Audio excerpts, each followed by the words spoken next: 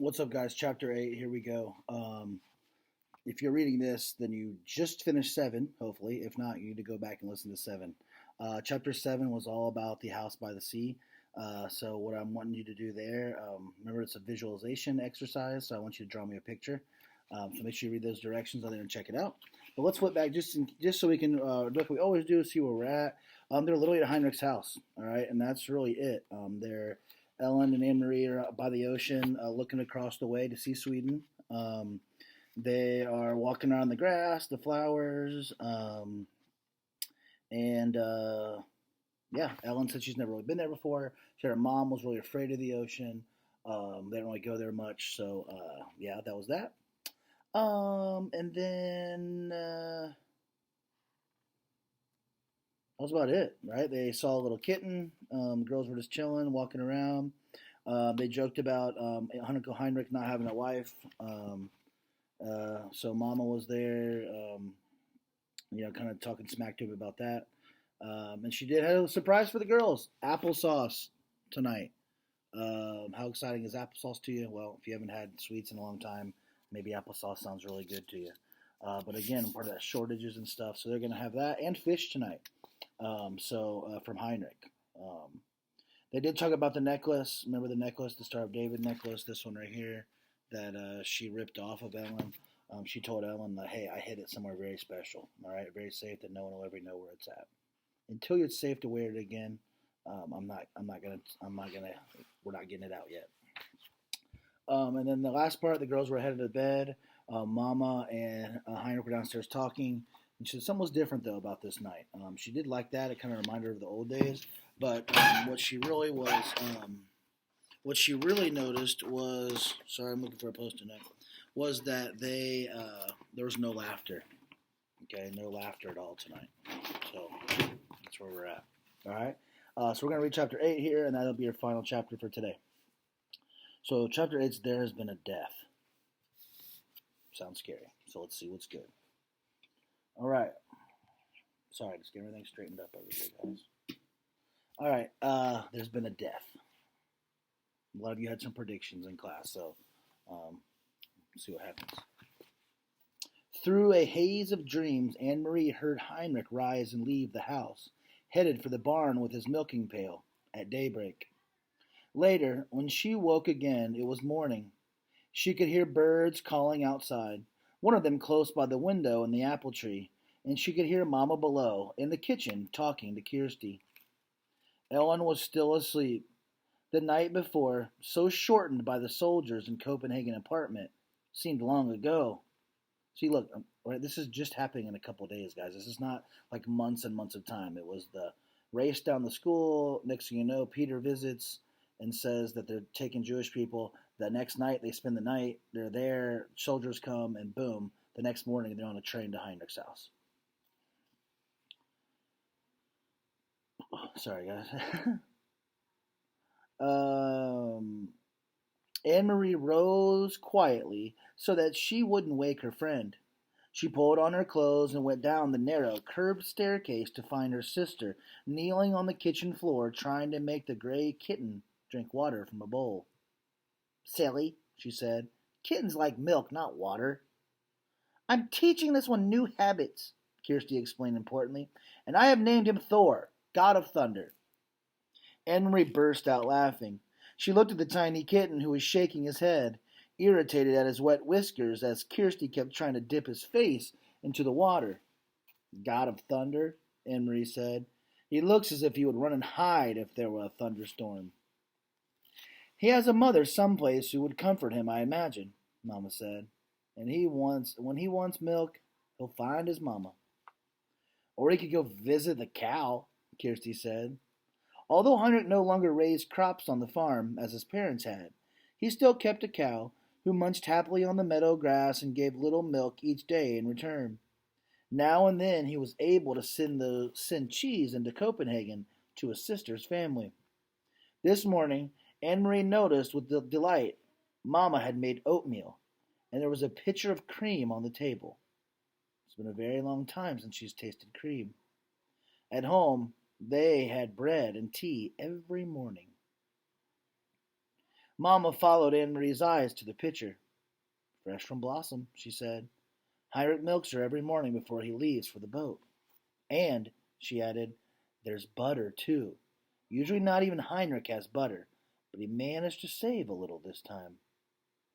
Save a little from what? Anne Marie asked, spooning oatmeal into her floured bowl. Don't tell me the soldiers try to, what's the word, relocate butter, too? She laughed at her own joke. But it wasn't a joke at all. Though Mamma laughed ruefully. They do, she said. They relocate all the farmers' butter right into the stomach of their army. I suppose that if they knew Heinrich had kept this tiny bit, they would come with guns and march it away down the path. It's joking, but not really joking, right? Like, that's how you make butter, right? You make butter out of milk. And think about it, when they said a couple chapters ago, they haven't had butter in a long time. Kirsty joined their laughter as the three of them pictured a mound of frightened butter under military arrest. The kitten darted away when Kirsty's attention was distracted and settled on the windowsill. Suddenly, here in the sunlit kitchen, with cream in the pitcher and a bird in the apple tree beside the door, and out in the cattegat, where Uncle Heinrich, surrounded by bright blue sky and water, pulled in his nets filled with shiny silver fish. Suddenly the specter of guns and grim-faced soldiers seemed nothing more than a ghost story, a joke with which to frighten children with in the dark. Ellen appeared in the kitchen doorway, smiling sleepily, and Mamma put another flour bowl of steaming oatmeal on the old wooden table. Cream, Anne Marie said, gesturing to the pitcher with a grin. All right, so that last little paragraph there, like, think about it. You know, she's in this farmhouse. There's butter. There's cream. There's an apple tree outside. It's kind of like escaping the reality of all those soldiers and guns and all the stuff that's happened the night before, or that has been happening over the past couple years, right? All right. All day long, the girls played outdoors under the brilliant sky and sun. Anne Marie took Ellen to the small pasture beyond the barn and introduced her to Blossom, who gave a lazy, rough-textured lick to the palm of Ellen's hand when she extended it timidly. The kitten scampered about and chased flying insects across the meadow.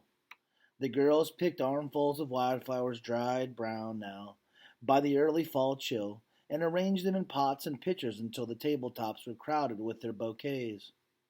Inside the house, Mamma scrubbed and dusted, tisking at Uncle Heinrich's untidy housekeeping. She took the rugs out to the clothesline and beat them with a stick, scattering dust into the air. He needs a wife, she said, shaking her head, and attacked the old wooden floors with a broom while the rugs aired. Just look at this, she said, opening the door to the little-used formal living room with its old-fashioned furniture. He never dusts. And she picked up her cleaning rags. And Kirsty, she added, the god of thunder made a very small rain shower in the corner of the kitchen floor. Keep an eye on him. Late in the afternoon, Uncle Heinrich came home. He grinned when he saw the newly cleaned and polished house, the double doors to the living room wide open, the rugs aired, and the windows washed. Heinrich, you need a wife, Mamma scolded him. Uncle Heinrich laughed and joined Mamma on the steps near the kitchen door. What do I need a wife when I got a sister? He asked in a booming voice. Mamma sighed, but her eyes were twinkling. And you need to stay home more often to take care of the house. The step is broken, and there's a leaking faucet in the kitchen, and Heinrich was grinning at her, shaking his head in mock dismay. And there are mice in the attic, and my brown sweater has a big moth hole in the sleeve, and if I don't wash the windows soon... They laughed together. Anyway, Mamma said, I have opened every window, Heinrich, to let air in, and sunlight. Thank goodness it's such a beautiful day. Tomorrow will be the day for fishing, Heinrich said, his smile disappearing. Anne Marie, listening, recognized the odd phrase. Papa had said something like it on the telephone. Is the weather good for fishing, Heinrich? Papa asked. But what did it mean? Heinrich went fishing every day, rain or shine. Denmark's fishermen didn't wait for sunny days to take their boats out and throw their nets in the sea. Anne Marie silently, sitting with Ellen under the apple tree, watched her uncle. Mamma looked at him. "The weather is right?" she asked. Heinrich nodded and looked at the sky. He smelled the air. "I will be going back to the boat tonight after supper. We will leave very early in the morning. I will stay on the boat all night." It's a lot of stuff going on there, guys. Anne Marie wondered what it would be like to be on a boat all night, to lie at anchor, hearing the sea slap against the sides, to see the stars from your place on the sea. "You have prepared the living room?" Uncle Heinrich asked suddenly. Mamma nodded. "It is cleaned, and I have moved the furniture a bit to make room." "And you saw the flowers," she added. "I hadn't thought of it, but the girls picked dried flowers from the meadow." "Prepared the living room for what?" Anne Marie asked. "Why'd you move the furniture?" Mamma looked at Uncle Heinrich. He reached down for the kitten, scampering past, and now held it against his chest and scratched his chin gently. It arched its small back with pleasure. "Well, girls," he said, "it's a sad event, but not too sad, really, because she was very, very old.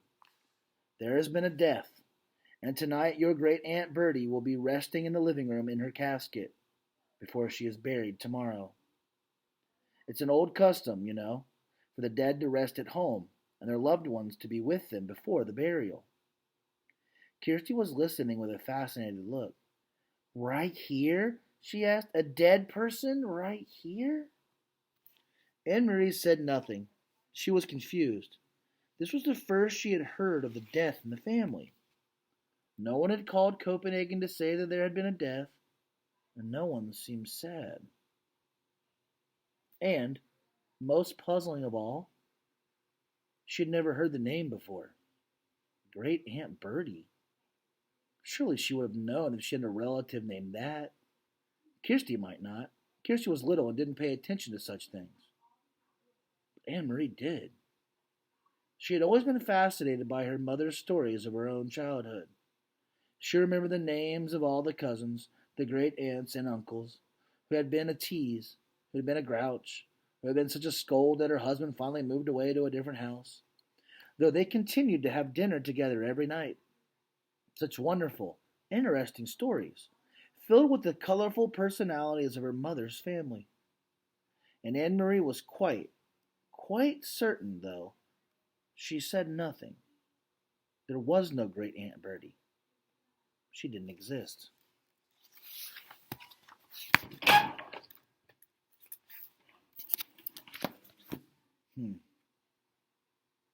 So, I want you to soak that in and let you think about what's going on. I'll tell you the next chapter is called "Why Are You Lying?" All right, can't wait to get into it. I'll see you guys next time.